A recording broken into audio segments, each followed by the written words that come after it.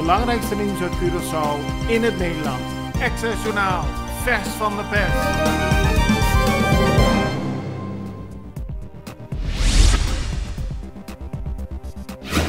Staatssecretaris Alexandra van Huffelen van Koninkrijksrelaties heeft de afgelopen dagen op Aruba gesproken met de minister-presidenten van Aruba, Curaçao en Sint Maarten. Voor wat betreft het afschaffen van de 12,5% korting op de arbeidsvoorwaarden voor ambtenaren moet Curaçao aan alle voorwaarden voldoen die Nederland stelt. Dat benadrukte Van Huffelen nogmaals. Curaçao heeft nog niet aan die voorwaarden voldaan en kan daarom nog niet de 12,5% korting stopzetten. Vertegenwoordigers van verschillende vakbonden hebben ook overleg gevoerd met de staatssecretaris. Daarbij herhaalde Van Huffelen haar standpunt dat de voorwaarden heilig zijn en pas als daaraan wordt voldaan kan er worden gestopt met de 12,5% korting.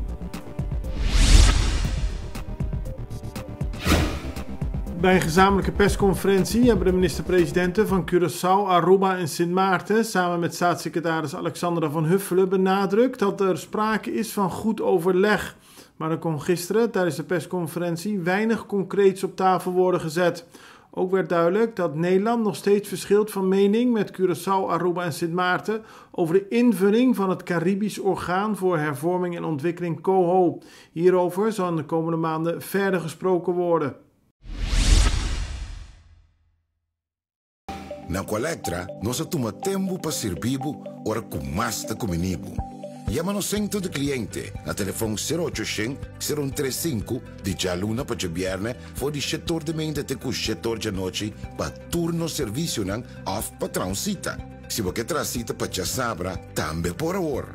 Por escolher para trabocita, riba aqualectra.com e aproveitar a mesura, põe o documento na cerca para visita cerca nós, vai mais fácil.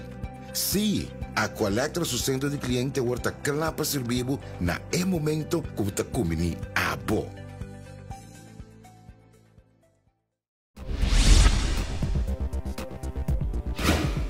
Bewoners van RIF zullen samen met Fondation RIF morgen naar Forti gaan. Daar willen ze de regering een brief overhandigen waarin ze aangeven niet eens te zijn met de aanstaande verkoop van FKP-woningen.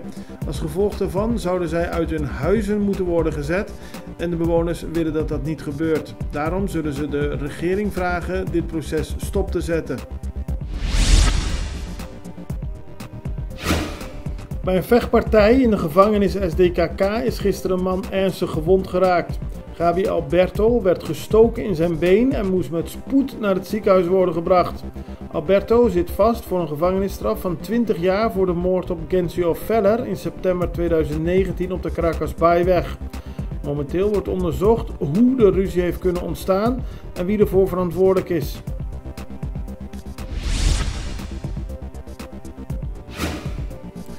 Tussen 15 en 23 mei bezocht een delegatie van het Curaçaose parlement Colombia. Daar werden onder meer gesprekken gevoerd over medische gebruik van cannabis. Na de terugkeer van de delegatie is er niets meer vernomen van Miguel Angelo Lo Martinez. Hij is leider van de partij CEM. Hij ging met de delegatie mee naar Colombia, maar volgens de Extra is daarna niks meer gehoord van Martinez. Men gaat ervan uit dat hij nog steeds in Colombia is. Het oude bestuurscollege in de Concordiastraat is in zeer slechte staat, dat schrijft de Extra vandaag. Onbekenden hebben in de afgelopen jaren van alles meegenomen wat er mee te nemen valt en op dit moment is er sprake van een ruïne.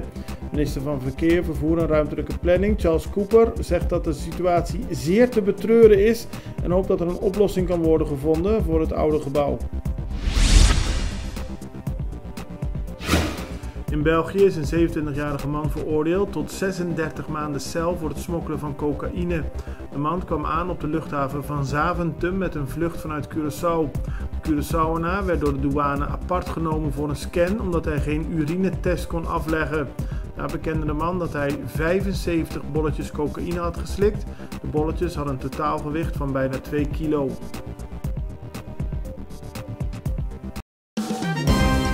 Het belangrijkste nieuws uit Curaçao in het Nederland.